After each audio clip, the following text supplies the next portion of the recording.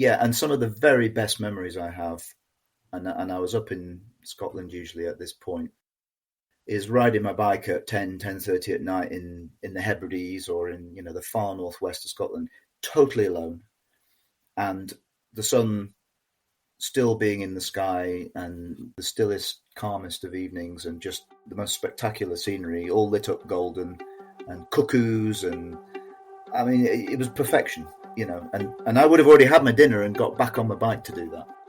Welcome to the Seek Travel Ride podcast, where we share the stories and experiences of people who have undertaken amazing adventures by bike.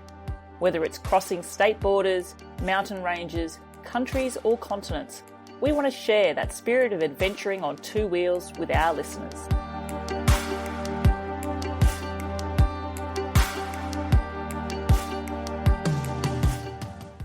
Hello, I'm your host, Bella Malloy, and I'm excited to introduce my guest for today's episode of the Seek Travel Ride podcast, Mark Wedgwood. Now, have you ever looked at a paper map, followed a road, traced out along it, and thought to yourself, gee, I wonder what that would be like to cycle along?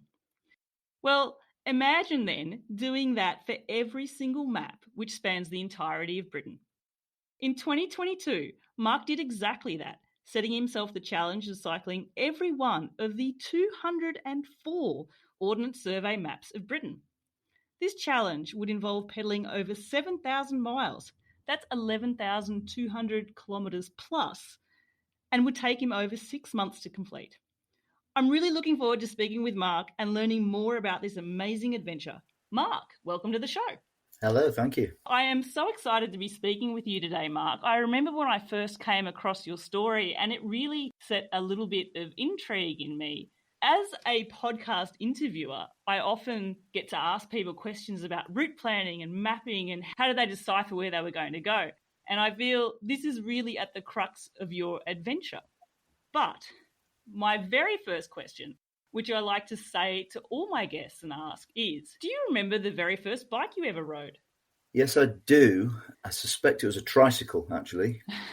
I was very young and I can still see it. It was red and blue. And then I remember progressing onto two wheels from there. My memory is that I got a cast-off from my auntie, which was yellow and blue. And I remember falling off it several times before I learned to ride it. Did bike riding sort of become part of your every bit of life then, like as a child? Like we sort of go from learning how and wobbling along our way to, was it just something that seemed to be a constant in your childhood? It's been a constant in my life, and it really got serious probably from about the age of 11, I would say. I remember a very good friend of mine and me both getting new racing bikes for Christmas at the same time.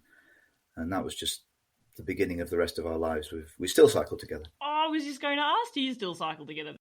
So you've been adventuring for decades. In a manner of speaking, yeah, it was a little bit more modest at the time, I guess. We would explore the villages where we lived and, the little lanes and so on. And it's the same principle of curiosity that has stayed with me all the way.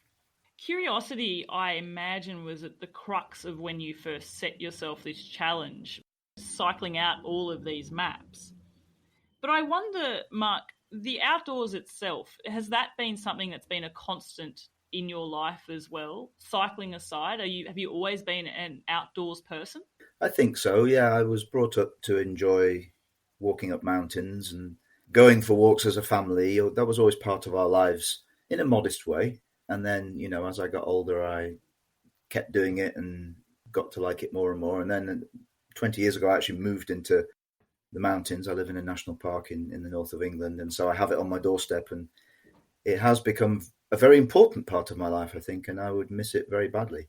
It's kind of ingrained now, I would say. It's one of those things that really resonates with me. I obviously, as my listeners know, I live here in the French Pyrenees. Like yourself, I look outside my house and I see a natural landscape, a mountainous landscape. I can often hear the quintessential Pyrenean cowbells or sheep bells in the distance.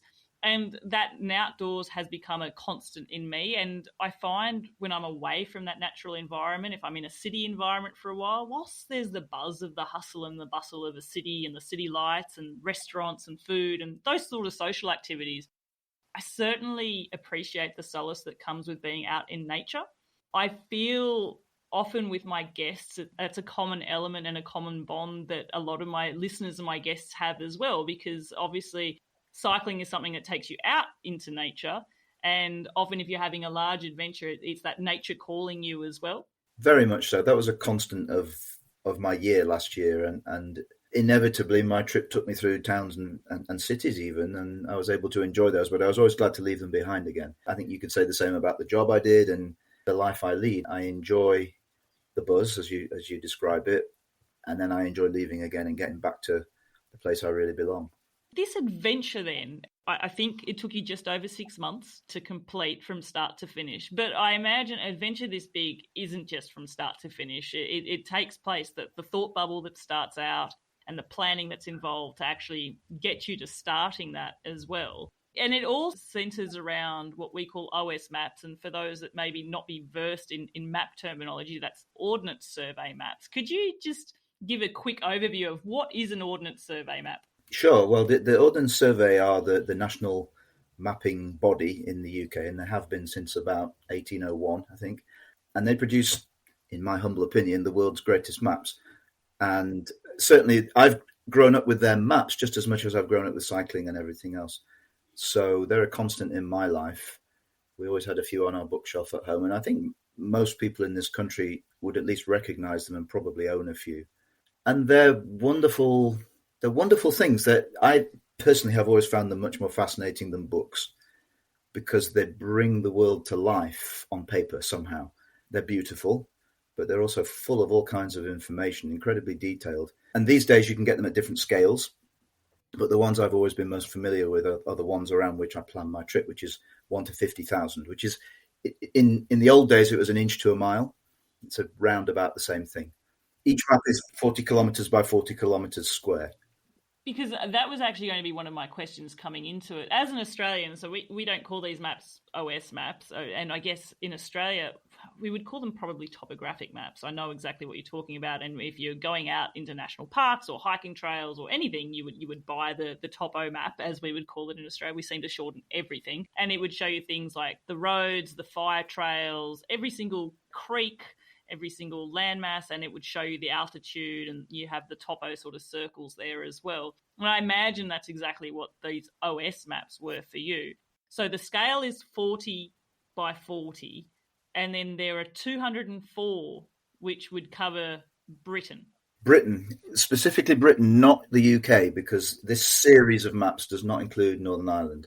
So pick me up if I get it wrong, but I always try and remember to be correct on that point. But it's Scotland, England, Wales, and actually it also includes the Isle of Man, which gets a map of its own.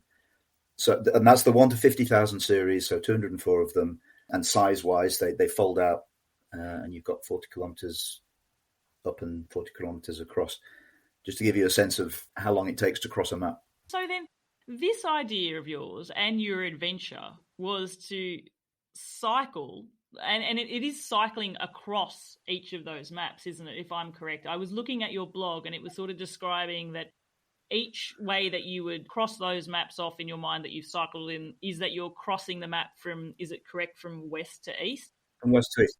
And that was all because of the way that the maps are numbered. So this series of 204 maps starts at number 1, works its way. That's in Shetland, at the very top of Britain, the most northerly extremity.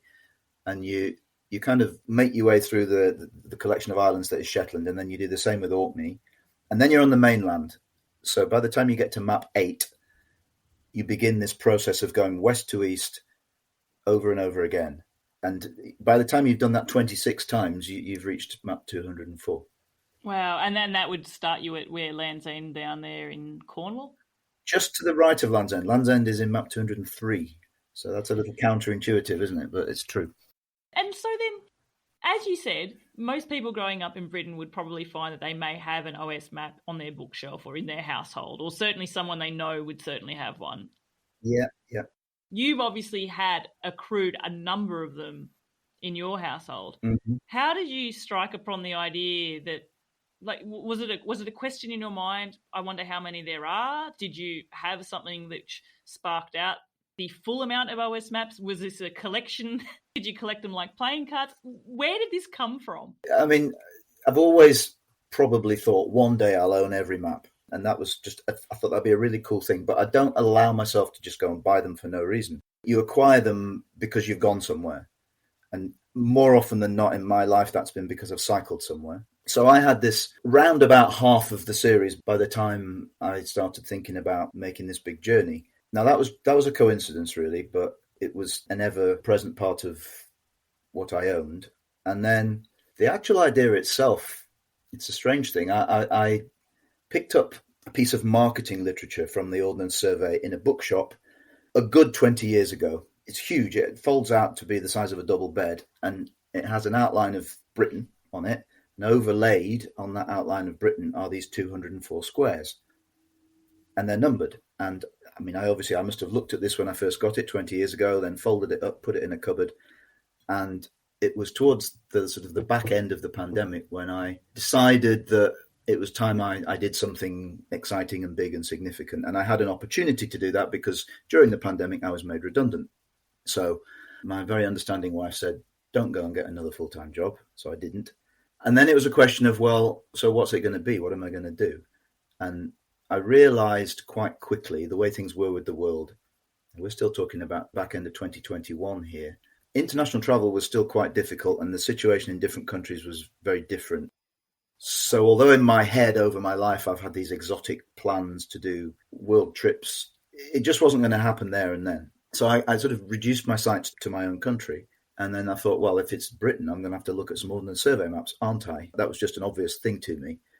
And when I opened up the cupboard, I came across this 20-year-old map of maps and folded it out and went, oh, look at that. You know, that's interesting. And it was a few minutes after that I noticed the numbering system. This 1 to 204 with a very distinct pattern to it. And honestly, I can say that from that moment forwards, the idea just came into sharp relief, and it was never a question of if, it was only a question of when. What's interesting there, Mark, it sort of triggers memories. I'm in a very privileged position where I've been able to interview some really interesting guests, and often they'll say something during the course of an interview which really sticks with me. And one of the memories that you've just triggered there is from one of my guests. I think it was in episode 8. It was Simon Willis, and he's a fellow Brit, and he's done many, many adventures. And Simon creates adventures too. But something that he said that which resonated with me was often adventures have a way of finding you. You don't seek them out, they seek you out. And I just have this image of you there looking through your maps, and the map of maps. It's like your Lord of the Rings quest has just found you, hasn't it? And this is you now. Yeah. And I just kind of wondered why I'd never noticed it before, really. I couldn't have told you how many maps there were. I couldn't have told you how they were numbered. I knew each map had a number, but that was as far as it went. And I knew that everywhere was mapped. But suddenly there was this journey that emerged from all of this series of squares, and it had to be done. The obvious question comes in my mind. So they're numbered from, 1 to 204. So this is your new challenge. You've got your, what am I going to set out to do over the next period of time, all set out and mapped out, no pun intended, maybe, mapped out there for you. And then deciphering how you determine that you have cycled each of these maps. So you've obviously devised your own sort of internal rule structure for what constitutes having ridden through a map. It's not just riding a road contained within each map, is it? No, it's not. I thought to be true to the spirit of this adventure, I needed to have, far as possible, a continuous line in numerical order. Now, that isn't literally possible because there's islands and you go across the country and then you have to come back again, and I had to do that many times. But my lines from west to east were continuous. So wherever possible, I would start from an extremity on the left-hand side of the country, and then I would keep going until I reached the opposite extremity on the right-hand side of the country, on the east coast.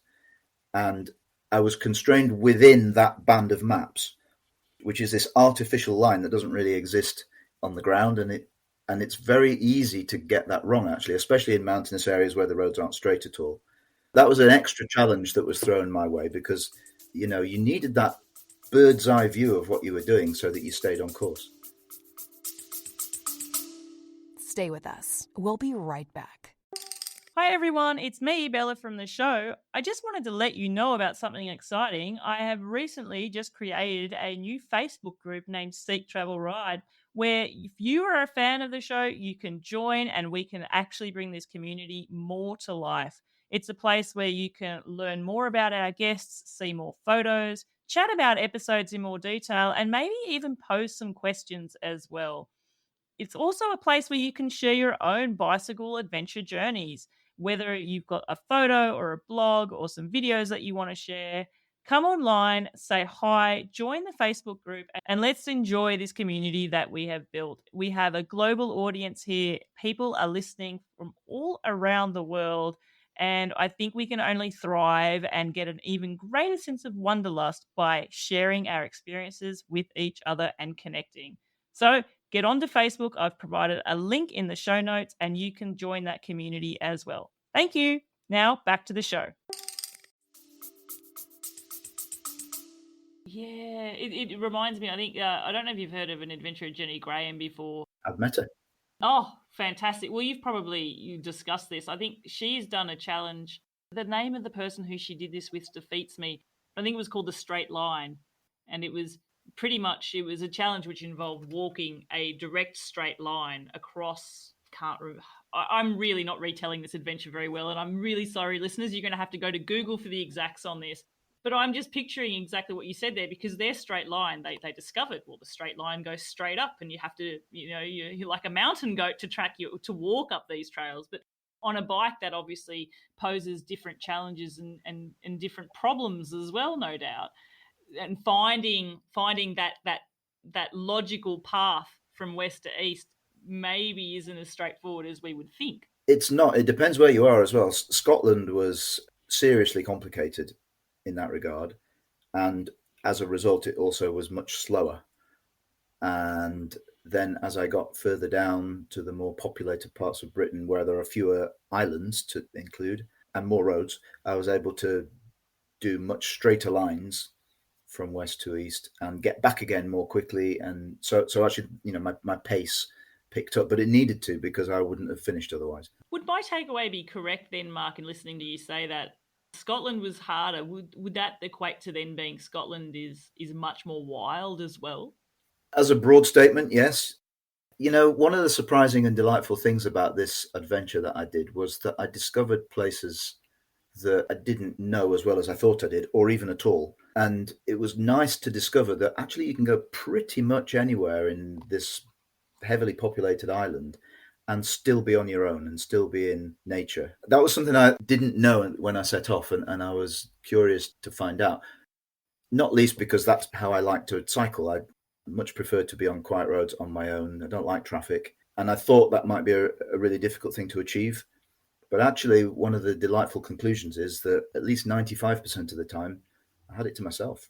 As the cyclist and the adventuring cyclist within me just loves that idea, because if I think of my most happiest moments on a bike, they generally involve me being somewhere of beautiful magnificence with no form of motorized transport around me, maybe perhaps no one else except my significant other around me or something like that as well. So to think that you've cycled such a vast distance in your own country and found there were, for the majority of times you had it to yourself, that's really fascinating, actually. It's certainly not something that I would think would have been the case, certainly not of the UK. No, me too. And there were days where I was amazed.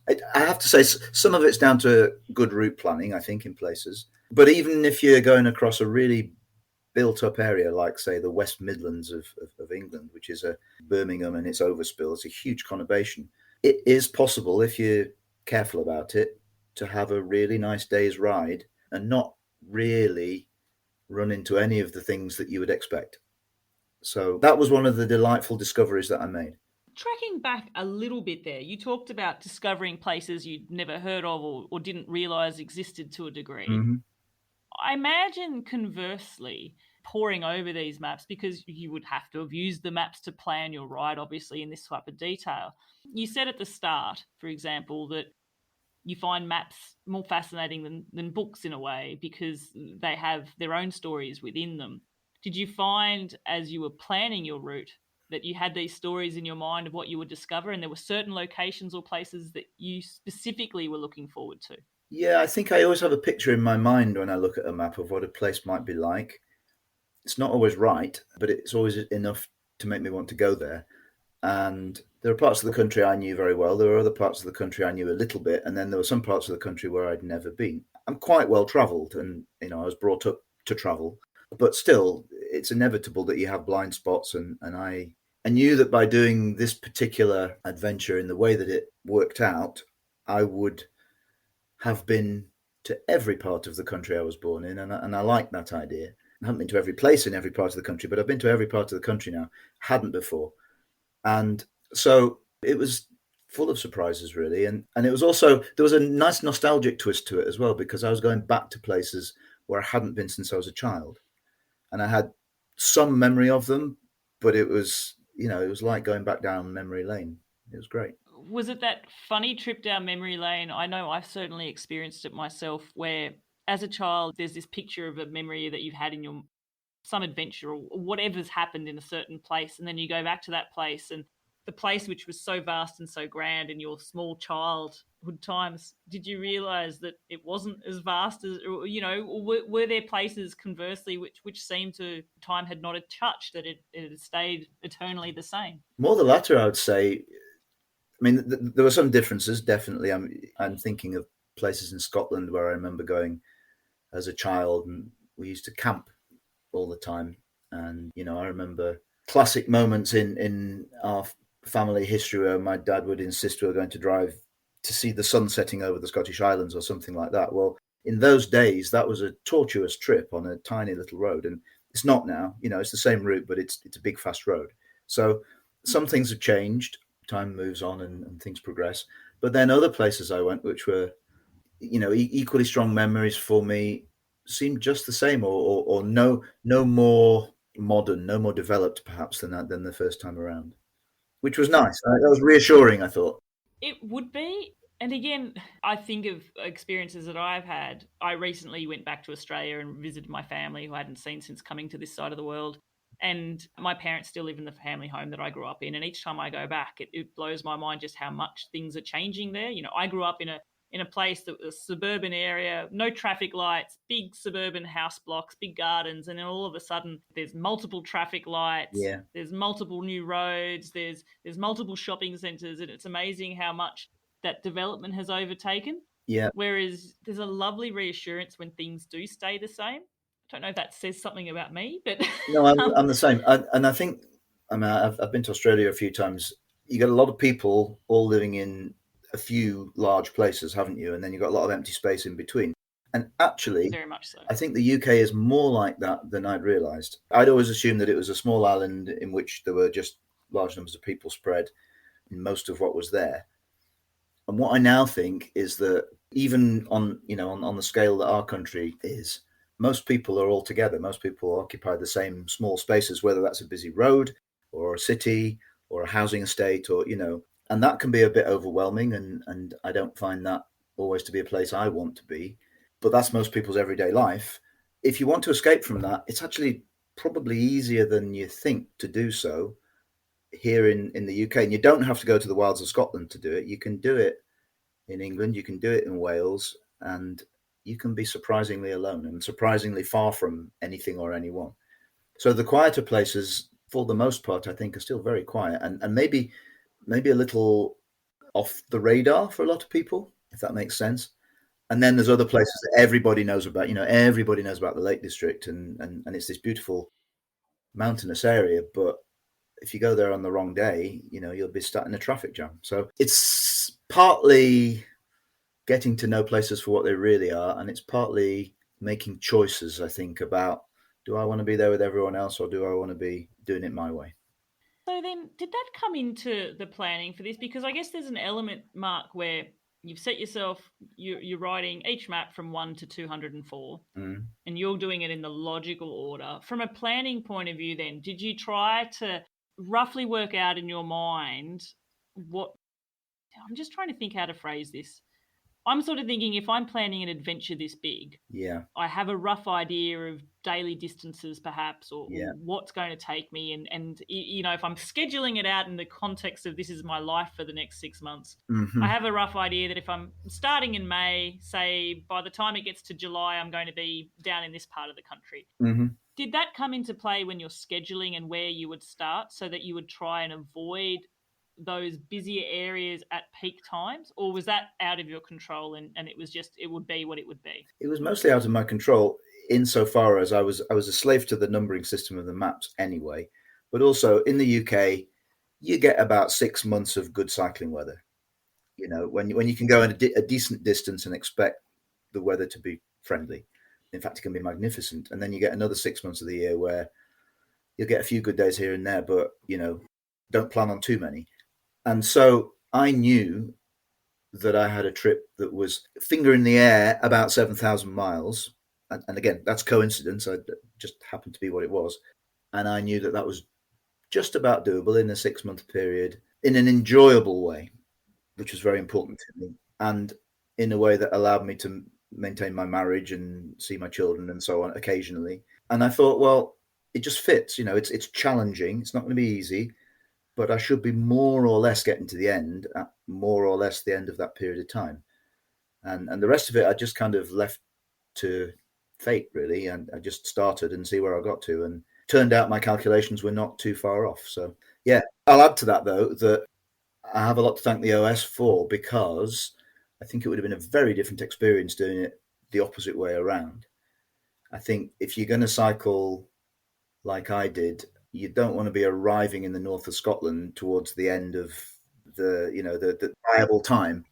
And also, like many places, we had a fairly extreme summer certainly in England and the south of the country last year, where temperatures were breaking records, and it wouldn't have been nice. I missed all that completely. I was in Scotland then, and it was cloudy and cool. So despite this parched countryside and everything else that everybody remembers about 2022, all I saw was green all the way. That timing, whether planned or not, that really was in your favour then, wasn't it? Yes, it was, yeah. And also, I mean, as an Australian, I've cycled in really high temperatures before, and it's not great cycling weather at all. It takes quite a lot more out of you physically and mentally to keep going in those sort of extremes. So I could imagine just that feeling of joy you'd have of just having that sort of, what I would deem perfect cycling weather. It would be cloudy, a little bit. I don't want it full cloudy. I'd like to see the sun.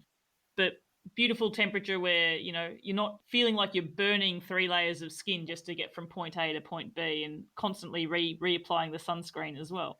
Funnily enough, the weather was another revelation of this trip, because the British weather gets talked about a lot, and I always think unfairly, I think it's a lot better than people say, but you never know what you're going to get, and that can be any time of year. I had the most magnificent weather for nearly all of this adventure. Couldn't have imagined it being as good as it was, by which I mean lots of sunshine, but never too hot. I saw everything at its best, I think. It was a pleasure. It is funny, Mark, and you're quite correct. One of my questions, it purely is the weather. Mm-hmm. It is the UK after all. It's a leading question, really. Yeah. What about to the other extreme? Because I'm predicting you would have made use of waterproofs during this ride as well. I'm sure you've had a fair amount of rain. Would I be correct to assume that? Or were you blissfully lucky throughout this journey and found yourself dry in the main? There was some rain, but not as much as you'd think, and surprisingly little for large parts. It's funny, I've reread my entire adventure because I'm turning it into a book at the moment, and so I've relived it, and it's surprising what you forget. It's a recurrent theme every day. I'm remarking on the weather for one reason or another, but nearly always because it was another beautiful day. I did have a few battles in places like the Isle of Skye, up in the far northwest of Scotland, which is notoriously unpredictable at best. And I had a couple of experiences that I suppose you're going to get it at some point. It goes with the territory, and that would have been pretty miserable if I'd had that many other times. When cycling, you just simply don't want to be on a bike because the wind and the rain is so unpleasant. There's no good reason for doing it.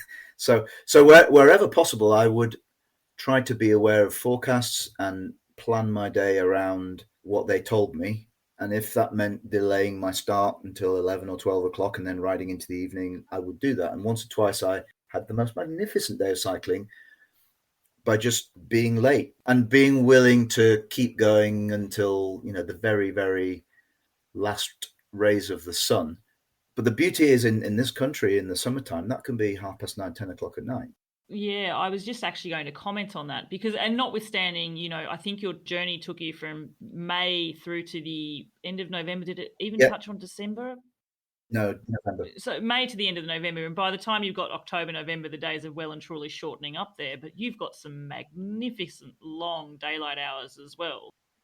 Yeah, and some of the very best memories I have, and I was up in Scotland usually at this point, is riding my bike at 10:30 at night in the Hebrides or in the far northwest of Scotland, totally alone, and the sun still being in the sky and the stillest, calmest of evenings, and just the most spectacular scenery, all lit up golden, and cuckoos, and I mean, it was perfection, and I would have already had my dinner and got back on my bike to do that. And I guess conversely as well, you go from those long summer evenings up in the north, but I imagine as your trip traversed and as you progressively made your way down through Britain, you also would have had the benefit of seeing the seasons change as well. So you would have had rides in some magnificent autumnal colour too. I did, yes, and it was a very good autumn, but it was also quite a late autumn. So even right at the end of back end of November, I was still riding along with leaves on trees and beautiful autumn colours, and I was very lucky. I think the seasons were good to me. It's one of the many things that you notice changing as you go. So it's this slow passage through the country, but also this slow passage through the seasons and through nature. It's funny, you're touching on things that I really want to dig down deep into, but I do need to track back a little bit to your planning. So, okay, we understand there's 204 maps that you're making your way through. In terms of 6 months that you're giving yourself to do this, because 6 months of really proper cycling weather there in the UK, how many hours a day were you sort of thinking of cycling? I guess that's possibly a better way of putting it rather than distance, because distance would be different from each map depending on the terrain you're in. Massively varied. You're quite right. In Scotland, no 2 days were ever the same. But you have to remember, I was riding ferries backwards and forwards, and I was constrained by the size of the islands I was on, and all of those sorts of things. So, I mean, a day could be anything from 5 miles to 100 miles, and it may or may not include one or more ferries as well, which made it great fun and endless variety, but really difficult to just sort of get into a groove. Yeah. Now, later on, the opposite, really. I would say that, once I sort of got into middle of September, right through to the end of October, that was my longest continuous ride my bike every day as far as I can section. And so I did way more than half the maps in that last 6 or 7 weeks. If you looked at where I was halfway through the time, I was only about a quarter of the way through the maps. And you'd have thought, I'm never going to get there. No, I'm not that kind of person, and I believed I would, but I had to up my game. By then, I was probably doing, some days 90, 95 miles, once or twice over 100 miles, fully loaded and up and down all the hills and everything. And they were big, long days. They are. I was getting really fit and strong as well, so it wasn't a problem. Earlier in the trip, I was probably doing more like 60 to 70 a day, would be a good day. It's interesting, Mark, because when you fall into this world, it's very quick and easy to normalise those sort of distances. And for those of us who work in the metric system, 60 odd miles, that's 100 kilometres. So Correct, if you were yeah. to say, I'm going to ride 100 kilometres, 115 or 120 kilometres each and every day, they're actually not necessarily normal distances. They're distances which a capable cyclist can achieve, but they're not something that the average everyday person on a bike is going to ride. So when you're talking about big days fully loaded of over 160 kilometres up, they're huge days, especially then building in the fatigue of doing it. There were. I mean, at the stage in the trip when I was regularly doing those distances, I was also starting to run out of daylight. So I was pushing it. I knew that I had to use the whole day and not waste time. When I was in Scotland, I had so much time, so much daylight, so much flexibility that I could afford to stop and enjoy it and just, take my time. Would I be right there also then? Scotland, especially, would have been the area where you would have had to figure out the logistics a little bit more as well, Yeah. in terms of getting to and from, because you as you're saying, just the nature of the way that the country is formed out there, you're catching ferries to connect different parts of the land together as well. So you're stuck to a rigid ferry timetable in places as well. It's a different challenge. I mean, I think I'm right in saying I made something like 70 separate ferry trips throughout the 204 maps. And something like 62 of those were in Scotland. So just to put things in perspective, Very familiar with the Cal Mac ferries. very familiar. I think Did you have a soup and sandwich? I've been told many tales from my beautiful friends from Scotland about soup and sandwiches, and it's on my list of things I want to try. if you really want to try something classically Scottish on a Calmac ferry, you've got to have macaroni, cheese, and chips. Macaroni, cheese, and chips. Okay, I'll put that on my list.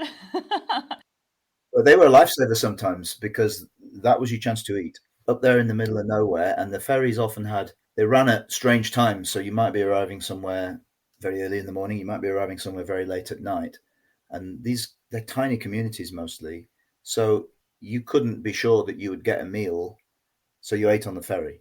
And more than just a means of getting from A to B, they offered a chance to sleep, a chance to eat, a chance to get warm, all sorts of things. Very smart, actually. And it really, because one of the questions I had for you was, you are obviously going to be going to the far-flung places on the map, the far-flung stretches of the landmarks as well. And when we're talking about, I imagine, sort of where you started out as well, up in, the Shetlands and the Hebrides. Oh, no, the Orkney Isles, correct? That's right. They're Yeah. very remote places now. Not many people in their lives will go that far up north. Shetland especially. Yeah, Shetland, you look on a map where Shetland actually is, because normally it's in a little box. But if you look where it actually is in relation to Britain, it's miles away. It's halfway. You are correct. And in fact, in preparation for this call, I familiarised myself with a map of Britain. And I looked and I had that very same experience that the Shetland Isles were in a little box. And I had to go to a special map and then do the lovely zoom wheel on the mouse out and then saw where they are. I mean, they're almost closer to Norway. Are they closer to Norway? Not quite, but it's very close. Yeah. I guess you would have had, in those instances, different experiences of seeing historical significance or different impressions of a culture through history, Yeah, making its permeations in the land as well. oh, big time. And you can imagine a place that goes back as many centuries as Britain. There's a lot to see and a lot to understand. Shetland and Orkney are essentially Nordic, and it's very obvious, and it runs deep. So the place names, the local traditions, they're different altogether, and the people feel it. The local people who are born there and have lived there all their lives don't feel Scottish. They're very independent spirited. And that comes through very strongly. And then then you move to another place, maybe the Hebrides, somewhere like that, and it's a whole different history. So it was fascinating. One of the many things that changed and was endlessly varied. And of course, if you cross the country from west to east, everything was different on one side than the other. So the weather would be different, the landscape would be different, the average rainfall is different, everything's different. And then the remoteness is different depending on the place as well. Because again, we're talking about the most remote places, the most isolated places. But then I'm also picturing further over in the west in Wales, there would be a remoteness that comes from being over in that part of the country too. True. It's not necessarily very, very far from a distance perspective from a larger city, perhaps, but there would be a remoteness that would come in those areas on the west as well. There is. And in fact, I think one of the characteristics about the UK is you don't have to go very far in mileage terms to feel like you're very far away from somewhere. So, if you think of a place like Wales, for example, most of the population is along the south coast. After that, you'd go for the north coast probably, and pretty much everything in between is close to empty and very mountainous. That was a big discovery for me. I crossed Wales 3 times at least in between the coasts, if you will. So start what you call mid Wales, starting somewhere on the west coast and making my way across to the borders. They were 3 of my favorite coast to coast journeys, and there was just a surprise, to me every time that there could be all of this empty space and all of this peace and quiet in what appears, on the surface to be, as you said, it's surrounded by a large population. Is it something then, Mark, where you would reflect back on certain maybe map numbers, and maybe you have favourite map numbers of places where, I guess the way I want to word this is there's 2 types of people. There's people that find something they love and then they yearn to just go back to it over and over again. Mm-hmm. There's persons that yearn to discover new things. Now, when you've gone to almost every place in the country, you're discovering everything in a small period of time. But are there places where you have a yearning to go back there and maybe not be constrained by the road forever traveling east? You know, were there times where you're cycling along in an area and you go, I want to come back here and take the road to my left or to my right, or I want to see up that hill that's not in the direction that I want to travel, but I want to come back and discover that? Every day, I think. I think one of the things that was the biggest takeaway for me doing this journey was that it was a journey that didn't really allow me to stop too much. And so I was constantly moving past places that deserved more time every day. And from the start, I knew that would be the case. And I looked upon it as a reconnaissance mission to put together a list of places I would definitely want to go back. And that list was longer than I expected. So, yeah. And bear in mind that my line was just one line, you know, so there were big gaps in between each line. And so I could do the whole trip again and see nothing the same. Is it something, I'm not saying by all means go and do that, but is it something that you could conceive yourself as saying, I'm going to revisit? Would you plan a holiday where you are going to, you know, look at maps, number 10 maps in a cluster and discover them differently? Or maybe you'll navigate with the OS maps, but maybe not have yourself set in this way? I don't see myself doing anything very similar to what I did. That it felt like a one-off. Yeah. It had to be done, and I've done it. And so, you know, OS maps will always be part of my life for sure. And traveling around Britain and the world will always be part of my life. And I value domestic travel just as highly as I do international travel. So I know more about where I want to see, and I know more about places that perhaps I wouldn't have thought to go. And that's a big plus. I don't feel the need to do anything the same way, though. I think whatever I do in the future will be different. And I guess also, and we should actually speak to the benefit of, you're the person cycling the bike, this is your challenge and you're the one following the maps and you've done that distance, but there's definitely a support team that goes behind the scenes here as well. And you did make mention there of your family and your lovely wife as well, who certainly, I feel, reading through your blog, Mark, played a really big role in this challenge too. Without a doubt. I'm quite clear that it wouldn't have happened without that support. I mean, never for a minute was there any question about whether it was okay. She understands me well enough to know that this is something that meant a lot to me, and she was always going to try and make that possible. And that meant being apart as well for quite long periods of time. But what was really nice for me was how much she was actually involved in it. I think it was really nice for her too, to be fair. So we started together, we finished together.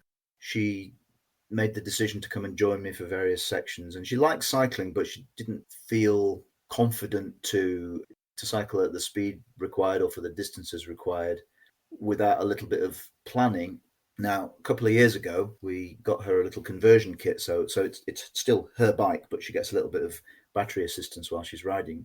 And that's been a game changer, really. So we go out riding together whenever we fancy, really. And for a moderate distance, we're equals. So that opened the door for her to be part of this trip whenever it made sense and whenever it suited her. And she'd never been to Shetland, she'd never been to Orkney, and so she was keen to come and join me. That was great because that meant that I had some company and I was able to share the experiences. But also, in those periods of time in between, I had to lean quite heavily on her sometimes to help with things like route planning. Towards the end of the trip, I didn't have time. I'd cycle all day, and then I'd eat and shower and blog. And then I'd have to do it all the next day. I'd have to work out where I was going to stay and how far it would be. And, you know, and some days it was just a little bit too much to actually work out a complicated route to get there. So she'd say, right, leave it with me. Then about an hour later, I'd be sent this list of place names. And that's what I did. To some degree, then, Mark, she knows those OS maps possibly in certain areas better than you do. And she had the advantage of being able to spread them all out on the kitchen table and see the end-to-end journey that I was trying to make. That's something I never really had when I was on the road, and it made it quite difficult. I was also going to say, cheekily, you definitely want to be in the good books if you're relying on someone else playing. Especially if you want to do something again. They have a wicked sense of humour. They could send you up the highest hill for no reason at all. In fact, I must say, it is something that's come up before. I've often said, so as I said, I've had the benefit of interviewing a few people who've done some phenomenal distances and adventures on a bicycle, and route planning is often a question that I come up with. And it's often, what do you use for navigation? The lovely quirks of, I always quip that it's never a proper bicycle tour if you haven't had a route planning misadventure along the way. Mm-hmm. So I wonder, for your route planning, were you You obviously have the OS maps, which you have to follow. That's part of the whole essence of the challenge here. But from your actual practicalities of once that route's mapped, did you have it mapped to like a cycling GPS unit, or were you actually navigating off paper maps as well? I did not use any sort of GPS. I didn't want to. It's probably not me anyway, but in particular for this adventure, I felt it was about the maps. It was about my relationship with the maps. And so I wanted to be doing it as I went along. I wanted to be interacting with the maps and not just following a line that some machine told me to do. So that was never part of how I found my way along. And I went wrong occasionally, but never very far. I have a good sense of direction, and I think I usually knew within a mile or two if I'd made a wrong turn. And then what I did have was I had all 204 maps on my phone, and that was extremely useful. If I just wanted to check where I was and where I needed to go, I could just see this little sort of square of the immediate area around me, and a little blue dot that said exactly where I was here and now. So if I could see if I was going down the wrong road because the little blue dot told me that. That was my best way of staying more or less in the right place.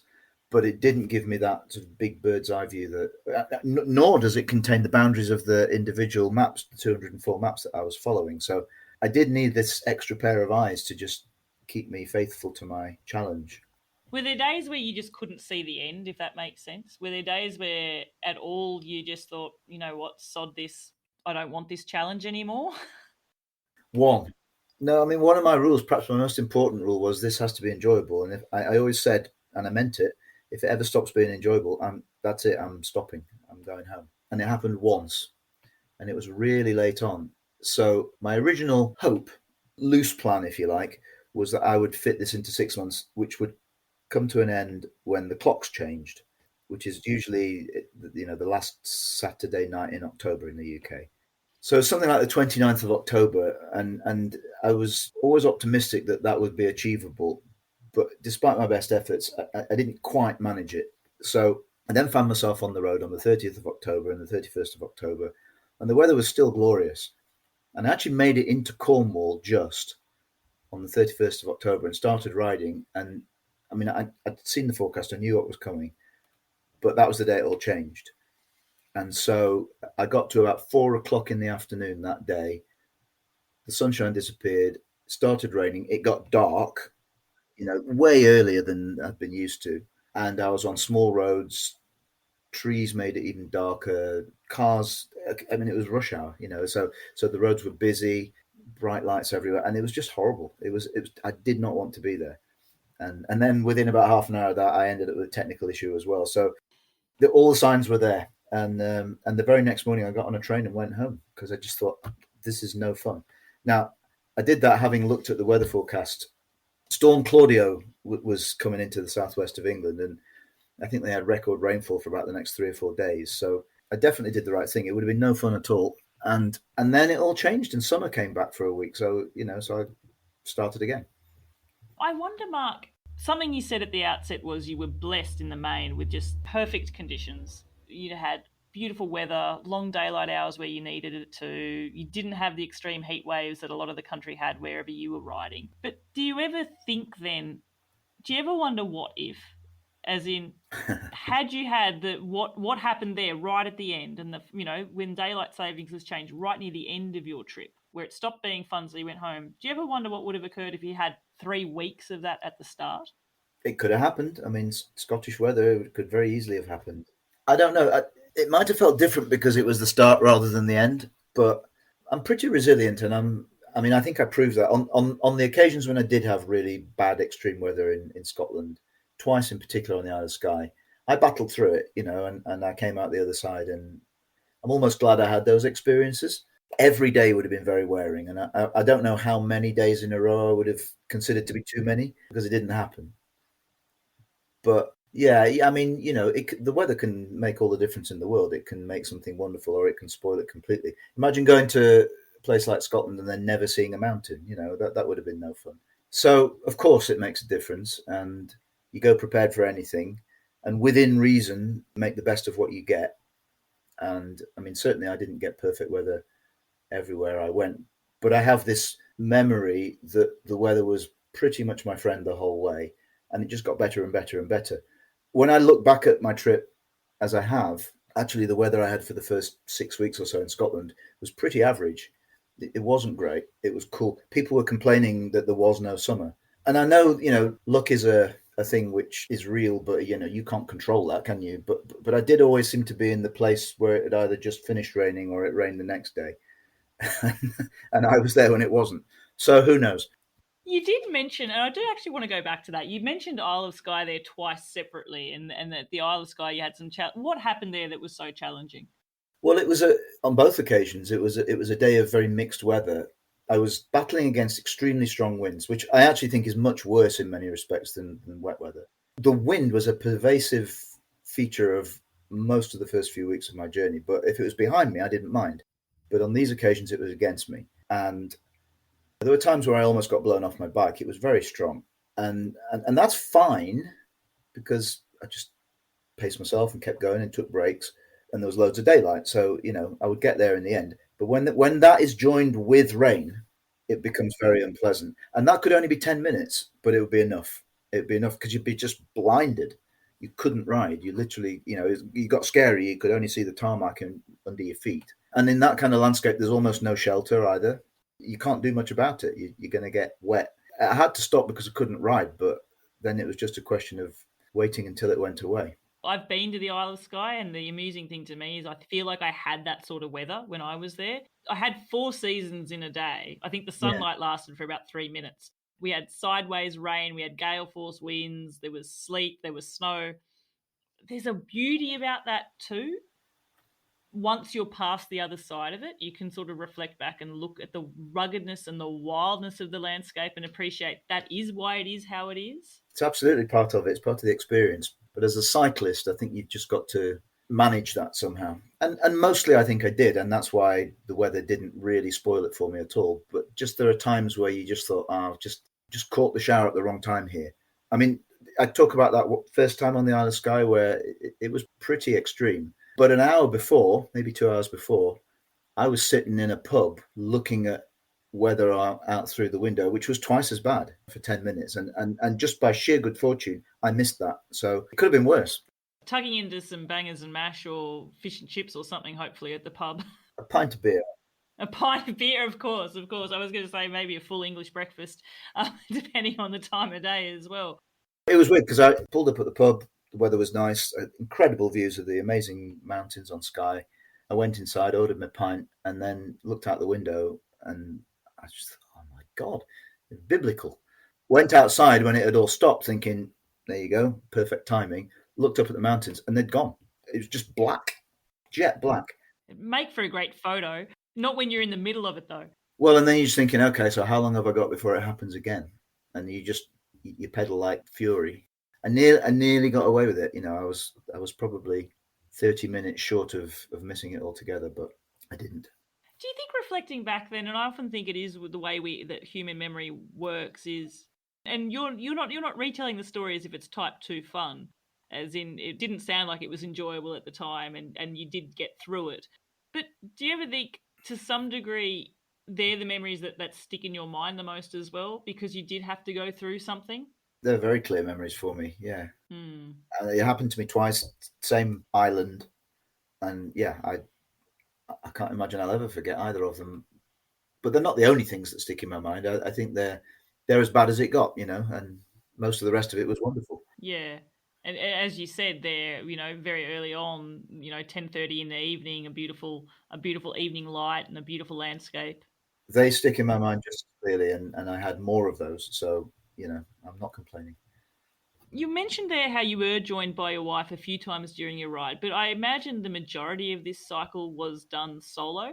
Yeah, the majority was. I was joined by a whole range of different friends and family along the way. No one more so than my wife, Jenny. And that was great. But I'm actually quite comfortable in my own company. That's the thing I learned, maybe. I've spoken to many people who sort of said, oh, well, I wouldn't have done what you did because I wouldn't have wanted to be alone that much. But actually, you're never alone for that long because you meet people. You meet people every time you stop to have a drink or a meal, and you meet people where you're staying. And, so, and I was really lucky. A lot of people I knew put me up as I passed through the country because pretty much everybody I know lived somewhere on that route, So No, I didn't feel like I was ever alone more than I wanted to be. Good point you brought up there as well is traveling in this manner does spark off interactions with other strangers that you otherwise certainly would never have either. I met some amazing people doing things that were way harder and more unlikely than what I was doing. And that was, again, one of the pleasures of being on the road in the way that I was that you just cross paths with people who you never knew existed. They're memories that you don't know it. You can't plan for those in a trip like this, but when they happen, they're ones that will stick with you and that you do recount so favorably, which is beautiful as well. Yeah, it's some of the best memories, I'd say, or the unexpected moments. Speaking about this, and I didn't have it as a set question, but we've spoken about mac and cheese and chips on a Cal Mac Scottish ferry. I have to ask, I mean, going through Britain, where you do have so many great pubs, is there a pub in mind where you had the best pub meal? I feel like this is an impossible question. Many. It'll be the first one that comes to mind. Pub meal, the first pub meal that came to mind. I mean, there are so many, and I think a lot of it is it's circumstantial, isn't it? So, I mean, I remember, for example, cycling across the southwest through North Devon and then into Somerset. Not an area I really knew.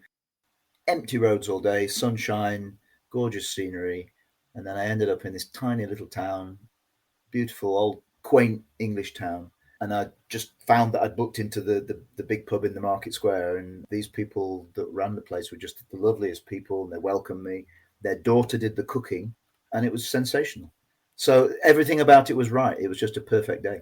Fantastic. And then, oh my gosh, I'm going down so many cliches here, but I will. So you're obviously going to, I'm thinking, did you treat yourself to the traditions of like, a Devonshire tea? And if so, are you cream and on the top or cream on the bottom and jam on the top? And Cream on the top. cream on the top. This could cause controversy. Not where I'm sitting. I did. I must have. I'm absolutely sure I had a cream tea somewhere. Don't ask me where, but I'm absolutely sure I did. And oh gosh, it probably says more about me as a host and my motivations for cycling. But if I think of cycling through Britain, my first mind is the cake stops along the way as well. Surely you had some great cake. I ate a lot of very good cake. I did. It became a bit of a daily ritual, actually. I think sort of at afternoon between lunch and the end of the ride, if I could squeeze in a nice cake stop, I would. I had a mantra which was given to me before I left, actually, by a friend. And I think it was intended to be when I was in the really remote places, but it actually applied for the whole trip. Never pass an open cafe. Very good. And it saved me on many occasions. It really did, because of the kind of routes I was following, I wasn't typically going through lots of built-up places, and so the cafes would be spread out, and they weren't always open. So I tried to be reasonably true to that statement, and there were times when I was very glad that I had been. Sorry, again, I'm obviously obsessed with cake. Was there a cake that you would seek out then? Like if you're going there, you're having cake. Are you looking for? Is there one? That's me. Winner chicken dinner, or is there? You need energy when you're cycling, don't you? That's the thing. It's not just cake; it's fuel. And so there'd be certain types of very sweet cake that maybe I wouldn't enjoy so much if I wasn't cycling all day, but it just becomes appealing. So I really like the kind of Rocky Road, tiffin type, heavy or caramel slices, those sorts of things. Just right for a long day of cycling. Oh, I'm thinking like a hearty carrot cake with big chunks of walnut and cream cheese icing, and anyway. Yeah, that would do too. I mean, it depends. Variety is the spice of life. I might have to start up a new podcast on the side here, Cakes of Britain. See, it would have a very willing audience. But I thought at one point, what have been the themes of this trip? And I was probably halfway through. And I remember thinking, well, every day I'm eating cake. Every day I'm eating a big breakfast. And that's not normal for me. But it became really important. Every day I'm drinking several pots of Earl Grey tea, which just, it became, these were markers in days. And it was an unusual day if it didn't happen. And I would drink lots of latte as well, which again was not something I would typically do. But every time I stopped at a cafe, that's what I wanted. In Scotland, I ate a lot of what they call Cullen skink, which is a particular type of soup that you can get up there, which is smoked haddock and potato in a broth. It's really good if you ever get the chance. Ooh, I'm writing it down. It's really good, but it just hit the nail on the head when I was there. Well, sometimes it was just the existence of something to, where you thought you weren't going to get anything. So food can take on a whole new meaning. It does, but it can also provide a level of comfort and emotional support to you as well. Often at times on a low moment in cycling, what you really need is just stop and eat something or drink something, and then that changes the trajectory of what you're thinking and what's possible and the rest of the day as well. Oh, no, that's definitely true. I mean, I talked before about the day when I just thought this isn't fun anymore, and I just wanted to go home. I stayed in a pub that night, and I remember, once I got a shower, it was throwing it down with rain outside, and I got a shower, changed my clothes, and I went down to the pub, ordered my dinner, ordered a pint, and within about 10 minutes, I thought, oh, actually, I feel all right now. It's not as bad as I thought. It's that get some energy back into you, sit down, think about it without being on the bike and without the wind in your face or the weather on your mind, and it just changes things so markedly. It's so true. I can't count how many times that's happened to me. Not necessarily in a pub with a pint, but it probably has at least once. It can be a very different situation. There was one time way back on the island of Harris, which is the most beautiful place, and it was a gorgeous day, but there's hardly anybody there. And I'd ridden, I don't know, 2 hours in one direction, knowing I'd have to come back again because I'd left all my bags because of the complexity of the trip I was making that day. And when I got to the other end, there was nothing there. There was absolutely no refreshment of any kind. And for once, I'd brought nothing with me. And then at the end of a driveway, like half a mile up the road, I could just see a flag fluttering. And somebody had set up a little honesty food stall. Love it. Including hot food as well. I mean, something you wouldn't see in an ordinary place, but in a place like the island of Harris, they have it. You get these wonderful little experiences. Oh, I was so pleased to find that, and sat in the sunshine on a little picnic bench, and thought, well, there is a God. Again, like we were saying, it's not something that you can plan. Like, you said you could plan that you could always have a hot meal on a Scottish ferry, or you could have there's a place to sleep that's out of the weather there. But you can't plan that in the Isle of Harris you're going to come across an honesty stall with hot food and cakes and drinks and everything for you there. Oh, I love it. I love it. And apparently it only opened, a few weeks before, so meant to be. It was meant to be, Absolutely. So, Mark, we've talked about culinary adventures and we've talked about cake, but I feel that an area like Britain also has some great, what would we say, refreshments and liquid available to it as well. What of the liquid variety did you most seek out during this trip? I enjoy a pint of beer, and you can normally get something local wherever you are. I like to do that. I like to eat and drink local as much as possible. So that would be probably a thing I would have in my dinner every night. But then there were also opportunities to visit places that are actually very special to me, and because I'm a whiskey lover, and a lot of the world's finest whiskey comes from some really very remote locations in the outer reaches of Scotland, particularly in the islands, if you like the ones I do. I mean, I spent a couple of extremely happy days dragging my poor wife Jenny around a whole series of the world's finest whiskey distilleries in Islay in particular, but a few other places too, and never been happier. I don't think it was like a day in heaven. Did you travel with a flask in the end? Did you ever have some whiskey on you? No, I don't recommend that. That's not sensible. But what you can do is you can drink the free drams of distillery exclusive whiskey that they offer you when you visit, and that's plenty. So they reward you for your efforts. The experience of drinking whiskey is endlessly fascinating to me. Even one distillery can produce an incredible range of flavors and experiences. It's something that I've come to know and love, perhaps in the more recent part of my life.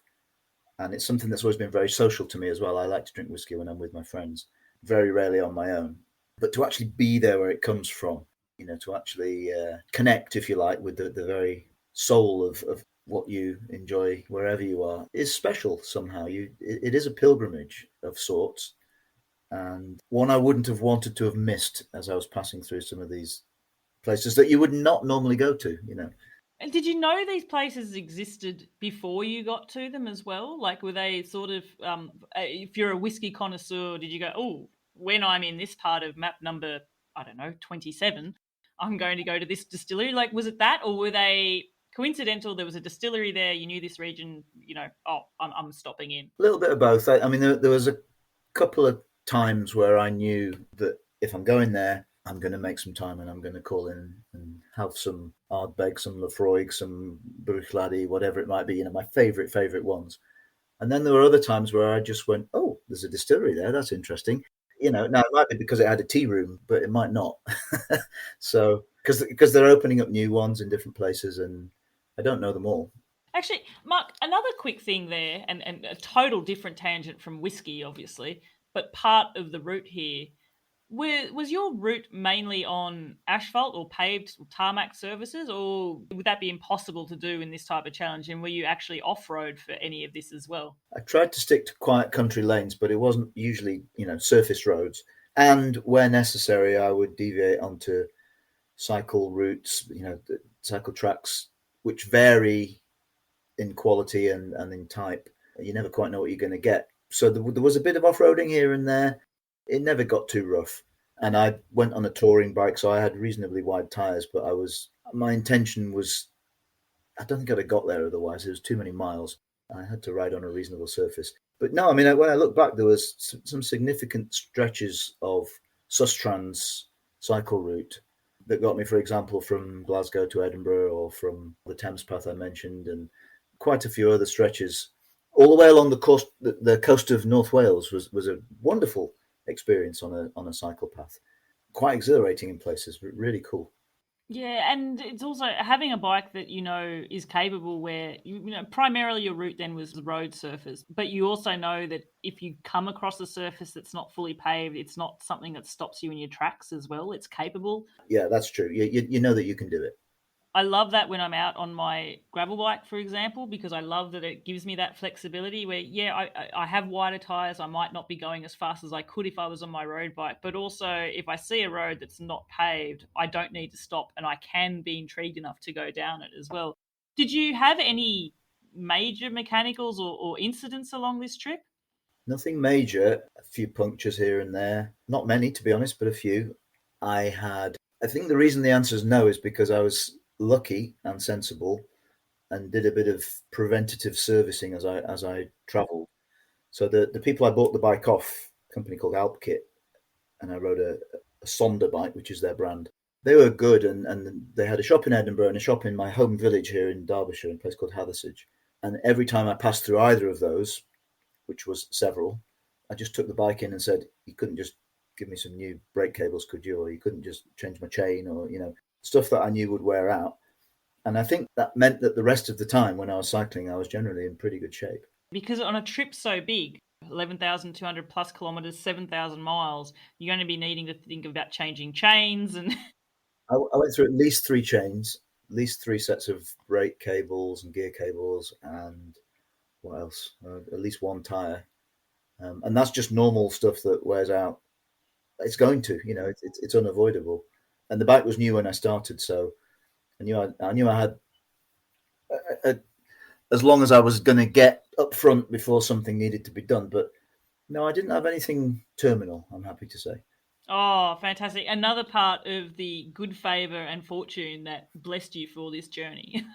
Yeah, and you get a sense, don't you, if it's time for someone to look at your bike, you're just making a funny noise or doesn't feel quite right, and you think, right, okay, I'm going to get there as soon as I can. So we've talked about remote places. Cities, am I right to assume that cities were potentially something that you didn't necessarily look forward to going to? And did you avoid them where you could? Well, traffic, really. That was what I was trying to avoid. So I actually passed through several very large cities using cycle paths and loved every minute of it. One of the days I was least looking forward to was Glasgow to Edinburgh, and it turned out to be one of the best because it was just all following the banks of canals, and it was beautiful the whole way. Just a pleasant surprise. Cycling right into the centre of Newcastle, all the way along the banks of the River Tyne, was gorgeous. I'm sure I could name several others that were equally good. The one that really stands out, though, is London.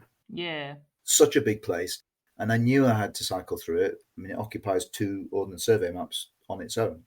One of the best days of the entire trip was that day in London. And that was partly because I entered the city from the west on the Thames Path, and it was a beautiful day. And I mean, it's drop dead gorgeous, And then when I got into sort of a bit closer to the centre, around Hampton Court, I was spontaneously and unexpectedly, I rendezvoused with a lady who I met on a train in the north of Scotland several months before. And she's a cyclist and lives in London. And I just followed her, and she gave me this incredible afternoon of cycling in London. And it was just brilliant. It's like a personal local tour guide for you. Exactly like that. Yeah. Again, not something you can plan for, but when it happens, it's that sort of moment of serendipity, isn't it? And I literally didn't know until that morning that she was, around even. I love it because I imagine, and I know I've done things which have put me in busy areas at busy times. I remember having to navigate through Paris and Versailles at a time where it was just not pleasant at all. And I knew it wasn't going to be pleasant. I think because I had built this thing up in my mind, it also added to the unpleasantness of it, if that makes sense. And my route was certainly not perfect for that time either. So to have something converse happen in that, you weren't looking forward to London, but actually it was a great experience because of these things that could never have been planned. That's really, I feel like fortune certainly shone favourably for you, like you said, almost throughout the entirety of this trip. It seems like it sometimes. I mean, I think you make some of that luck for yourself. I didn't have to talk to this lady on the train in Scotland, and nor did I have to ping her when I got down to just outside London and say, hi, I'm here. So some things, you can make them more or less likely, perhaps. But it's true. I'd have got through London and I'd have found a way of enjoying it, but it wouldn't have been anywhere near as good as it was. It's funny. I feel like there's a question here I want to ask, but I almost feel like it's just like the question everybody would ask, but you can't not ask it. And that is, do you have a favourite map number? Do you have a least favourite map number? Yeah, everybody asks that. It's really hard to single out just one, but I'll have a go. I mentioned Harris just now. Yes.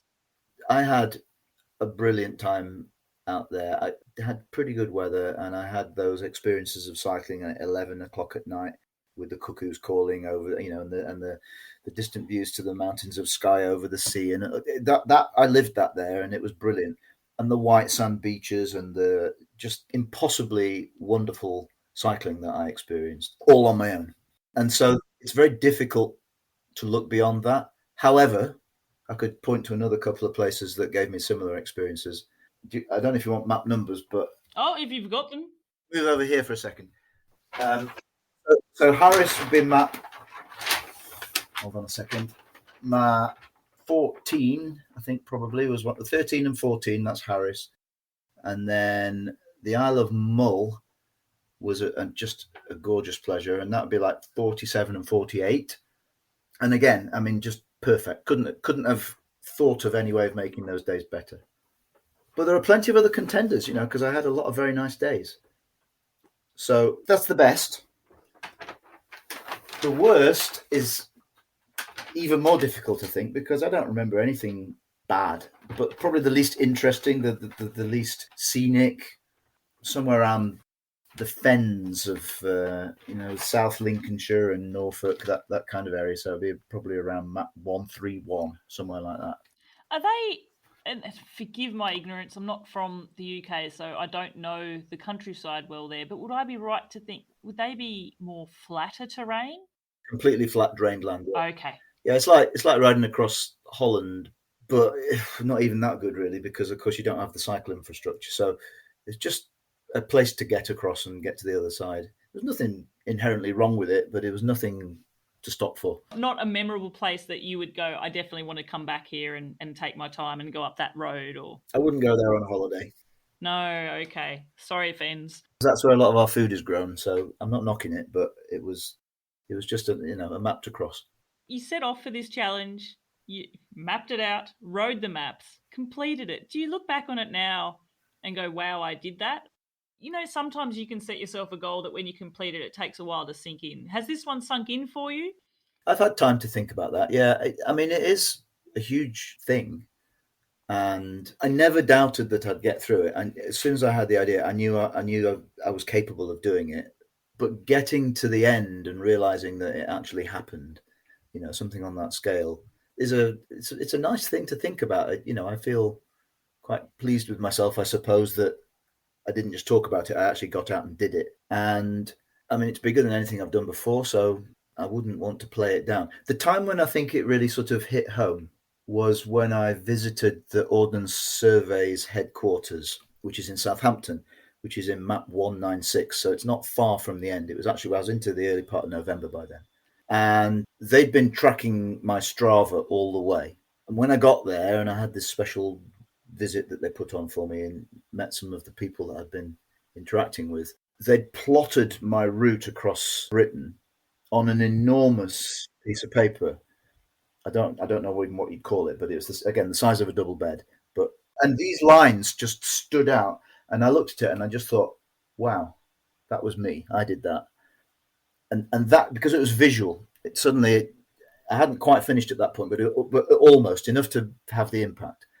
And these lines going across this map, one after another, gave it a real meaning, I suppose. It definitely would. And I was actually thinking about that when I asked a bit earlier about how you were navigating, because you've mentioned there, like, when you were within it, you couldn't see the end of the map. You couldn't see that far ahead.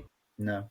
You're navigating road numbers or through paper, occasionally looking at your phone, but it's not digitized in front of you and you can't see it. Your wife could see it because she's planning the route. And to get to the, OS headquarters and they have that visually there for you. Is it something, since finishing the challenge, visually, have you got a way of visually seeing your route now? And I feel like it needs to be hung on the wall somewhere, somehow. It will be. They presented me at the end with this fully completed digital map of my journey. And I have two versions of it. One has all of the little squares overlaid, and one is just sort of clean with the lines and just the country underneath. It's a very special thing. Oh, it's something to be super, super proud of. I mean, that's something you can autograph. I'd love, if it's possible, Mark, I'd love to see an image of that and be able to share it with our listeners as well, so they can actually visualize it for themselves. I went to Google Maps before this call to sort of see what I was looking for, but I'd love to see that in sort of stripes along the country. I think it would be magnificent. Not a problem. I'll send it to you. Oh, brilliant. Often with my guests who've done things like this, there's questions which spark questions, but I know we need to sort of wrap things up. If people do want to find out more about this and get into the details, can you just let our listeners know where can they find you online? Where can they follow along with any future journeys you may have? Well, I blogged my entire adventure, so you can relive the journey from map 1 if you want by going to ridealltheosmaps.co.uk.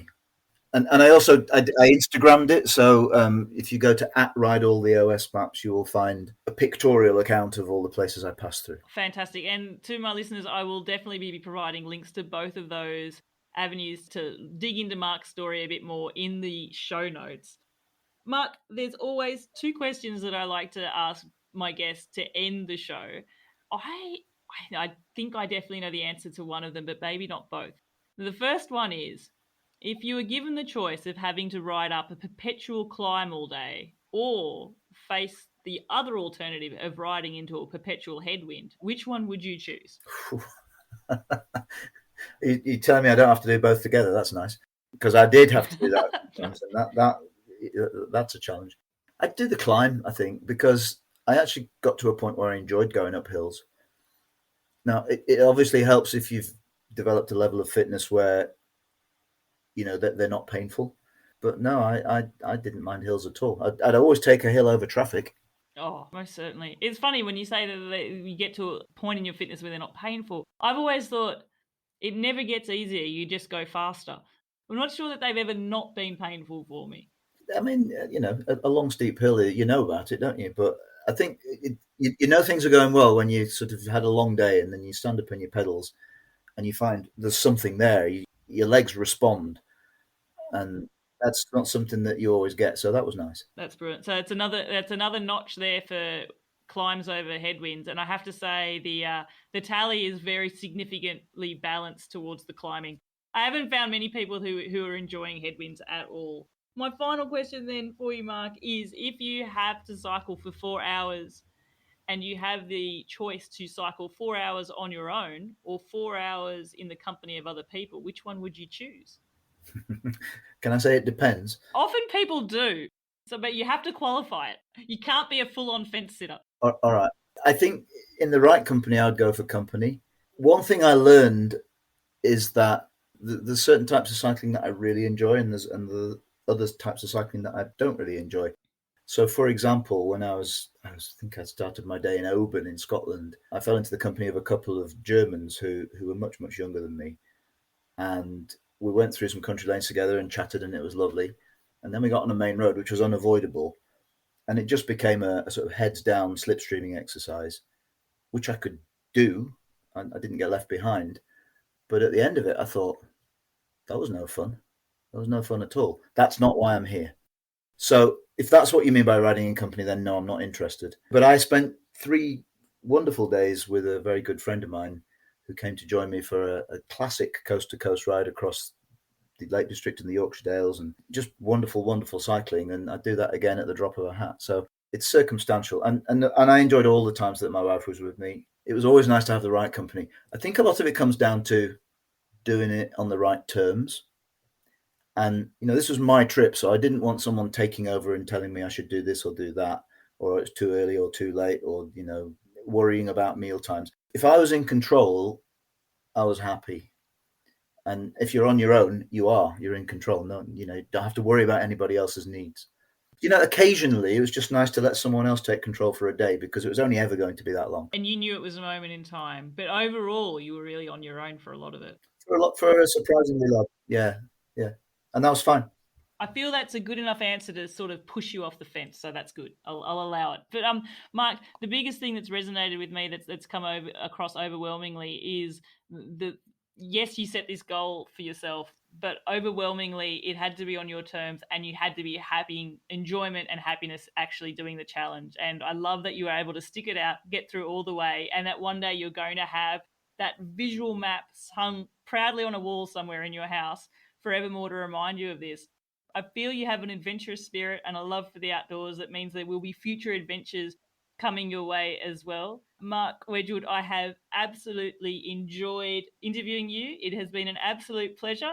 Thank you very much. You're very welcome. The pleasure's all mine. Wow, what an enjoyable story. And I really feel happy to have had the privilege to bring it to you, our listeners. If you really enjoy listening to the show, I encourage you to hit that subscribe button to be notified of new episodes. And please feel free to jump into your podcast player app and give us a rating and review. It really does help, because it pushes our show out to a wider audience and helps us grow that community even more. And if ratings and reviews aren't your thing, then just speak to your family and friends and share us on your social media channels. That helps out too. Lastly, if you've got your own epic adventure on a bike story that you'd like to share with our community, then please send me an email at podcast@seektravelride.com and get in touch to find out how you can be interviewed as a guest for future shows. Until the next episode, I'm Bella Malloy. Thanks for listening.